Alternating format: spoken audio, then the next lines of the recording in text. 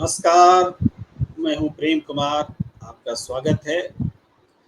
नरेंद्र मोदी जी का शासन है, खतरे में सनातन है।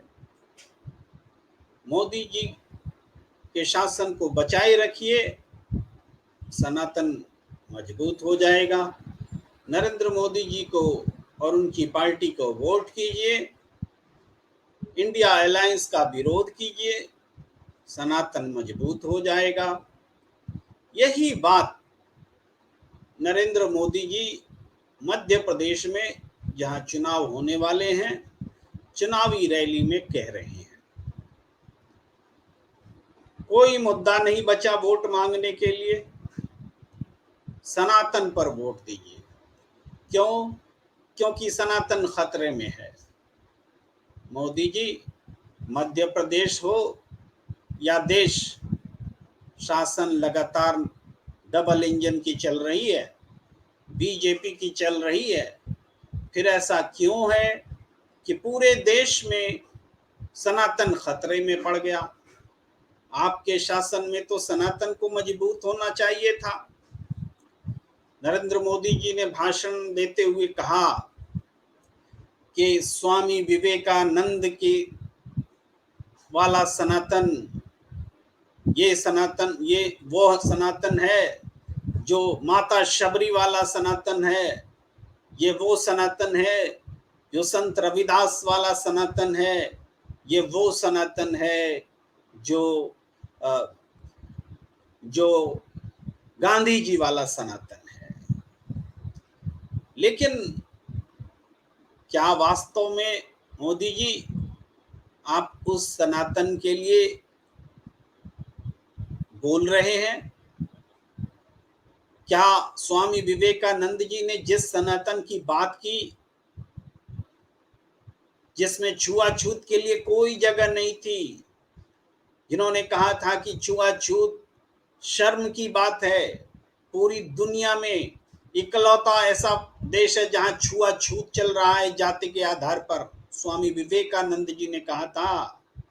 और उन्होंने कहा था कि ऐसे सनातन हिंदू को धर्म नहीं कहा जा सकता जिसमें इंसान इंसान के साथ छुआछूत करे।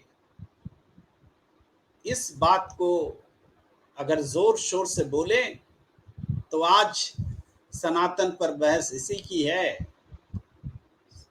चाहे संत रविदास हो, चाहे गांधी जी हो, सबने छुआछूत के खिलाफ संघर्ष किया। हरिजन शब्द का इजाद किया गांधी जी ने। कुएं में पानी पिलाया दलितों को, मंदिर ले गए दलितों को, खूब विरोध सहना पड़ा। ऐसे ही लोगों का जो तथाकथित सनातन पर गर्व करते रहे हैं, छुआछूत वाले सनातन पर गर्व करते रहे हैं। स्वामी विवेकानंद ने कहा था कि राष्ट्र को कमजोर बना दिया गया है छुआछूत के कारण।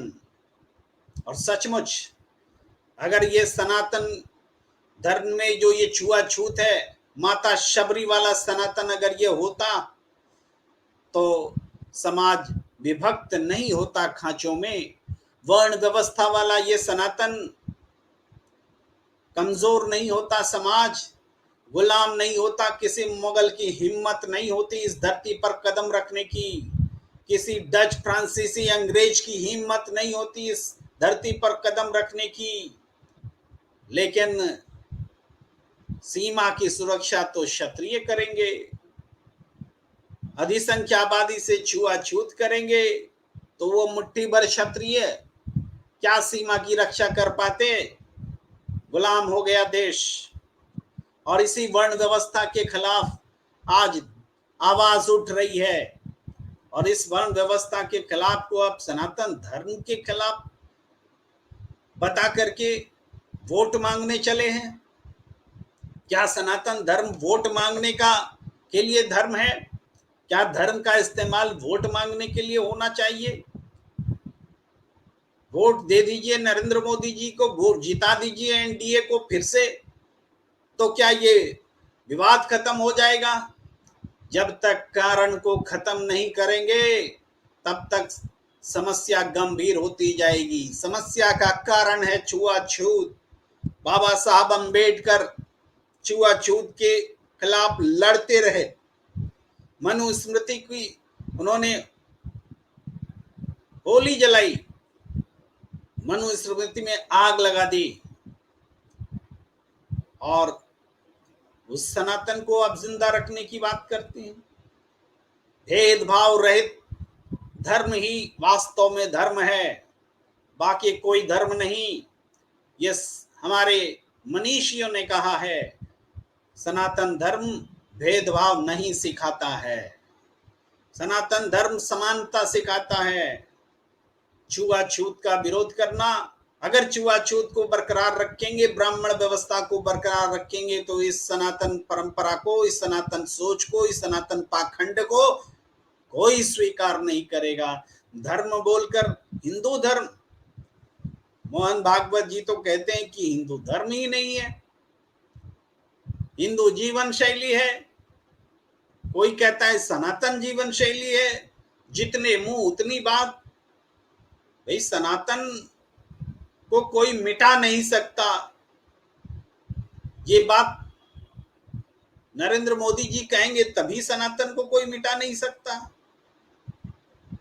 भाई इसी भारत भूमि पर सनातन धर्म को एक सावरकर जी आए, परिभाषा देकर चले गए हिंदू धर्म की, कि सिंधु नदी के इधर जहां तक जो रहने वाले सारे लोग जो पितृभूमि और पुण्य भूमि मानता है वही हिंदू है। सिंधु के इधर जो लोग रहते हैं, जो इस धरती को अपने धार्मिक भूमि मांगने, पुण्य भूमि मांगने, वही हिंदू है। हिंदू को इतने संकीर्ण तरीके से परिभाषित नहीं किया जा सकता। वसुधैव कुटुंबकम की मान्यता वाला सनातन और हिंदू केवल सिंधु के इस पार और उस पार रहने तक इसको परिभाषित नहीं किया जा सकता। पूरी धरती, पूरा मनुष्य समुदाय सबसे सनातन और हिंदुत्व का नाता है, हिंदू धर्म का नाता है। जिन लोगों ने भी हिंदू को सीमित किया है भारत भूमि तक, भारत भूमि के इस हिस्से तक, उस हिस्से तक, उसने हिंदू धर्म को कमजोर करने का काम किया है। वैश्विक सोच रखता है, हिंदू धर्म रखता आया है। हिंदुओं के देवी देवता सिर्फ भारत भूमि तक सिमटे हुए नहीं थे, पूरी दुनिया में, पूरी धरती पे, पूरे ब्रह्मांड से हिंदू देवी देवताओं का संबंध माना गया है। तो उस बात को भुला करके हिंदुओं को सिर्फ इसी तक सीमित कर देना, सिंधु के इधर जो लोग मातृभूमि और पुण्य भूमि माने वही हिंदू है, इस तरह की परिभाषा से ही सनातन कमजोर हुआ है। इस ऐसी ही परिभाषा से हिंदू कमजोर हुआ है। सनातन न मिटा है न मिटेगा, लेकिन आपकी संकीर्ण सोच से मिटा भी है और सिमटा भी है। ये इस बात को समझना होगा। छुआछूत के कारण सनातन की सीमा सीमित हुई है, सनातन का फैलाव सीमित हुआ है, इस बात को समझना पड़ेगा। और नरेंद्र मोदी जी, देश में इतनी मॉब लिंचिंग की घटनाएं होती रही, आप हमेशा चुप रहे। चाइना कभी गलवान कभी डोकलाम करता रहा, आपने कहा हमारे घर में न कोई घुसा है न घुसा हुआ है, चाइना का नाम तक आपने नहीं लिया। पुलवामा का जब हमला हुआ, आप फिल्म की शूटिंग में व्यस्त थे, शहीदों को श्रद्धांजलि देने में 16 घंटे की देरी की आपने। और एक दिन पहले भी जब जम्मू कश्मीर में, अब कश्मीर ही बोले तो बेहतर है, अनंतनाग में जब हमारे जवान शहीद हुए, डीएसपी शहीद हुए, तब आप भारतीय जनता पार्टी के दफ्तर में G20 का जश्न मना रहे थे। एक तो शहादत का सम्मान नहीं किया आपने, खबर जान करके भी जश्न को जारी रखा, और दूसरी G20 भारतीय जनता पार्टी के दफ्तर में मनाने वाला जश्न नहीं है। G20 देश के लिए हुआ, राष्ट्रीय उत्सव होना चाहिए या जश्न, एक पार्टी का उत्सव नहीं होना चाहिए। लेकिन आपने ऐसा इसलिए किया क्योंकि इंडिया की एक समन्वय समिति की बैठक चल रही थी। जब जब इंडिया अलायंस की बैठक होती है, आप कोई बड़ी बैठक लेकर आ जाते हैं ताकि टेलीविजन चैनल पर बंट जाए व्यूज, लोग उधर न दिखाए इधर आपको दिखाएं। इतने संकीर्ण सोच के साथ अब आप सनातन का दुरुपयोग करने में लगे हैं। सनातन धर्म को, हिंदू धर्म को अगर वोट मांगने के लिए इस्तेमाल किया जाएगा तो सनातन कमजोर होगा, सीमित होगा और मिटेगा भी। सनातन को मजबूत करना है, हिंदुत्व को, हिंदूवाद को मजबूत करना है, हिंदू धर्म को मजबूत करना है, तो राजनीति में इसका इस्तेमाल खत्म करिए। कभी हनुमान जी के नाम पर कर्नाटक में वोट मांगने चले जाते हैं, कभी राम मंदिर के नाम पर वोट मांगने निकल जाते हैं। इससे सनातन मजबूत नहीं होगा, इससे हिंदू धर्म मजबूत नहीं होगा। कर्नाटक की जनता ने और हनुमान जी ने आपको कर्नाटक में हरा दिया, और जिस तरीके से आप राम मंदिर का इस्तेमाल वोट मांगने के लिए कर रहे हैं, श्री राम भी आपको छोड़ने वाले नहीं हैं। ईश्वर कभी भी अपने धर्म का इस्तेमाल राजनीतिक फायदों के लिए होने नहीं देंगे, ये बात भी सच है। तो यकीन मानिए अब भी सुधर जाइए। हिंदू धर्म, हिंदू देवी देवताओं का इस्तेमाल वोट मांगने के लिए बंद कीजिए। अगर आपने ऐसा नहीं किया, अभी हनुमान जी ने कर्नाटक हराया है, श्री राम जी आपको पूरे देश में हरा देंगे। ये आस्तिक लोगों की आवाज है, जो लोग श्री राम और हनुमान में विश्वास करते हैं। जो नहीं करते उनकी बात मैं नहीं कर रहा, उनकी प्रतिक्रिया किसी और तरीके से।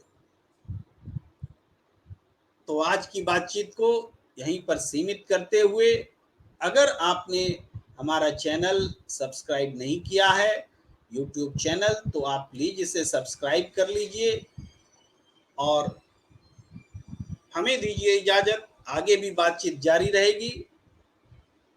नमस्कार।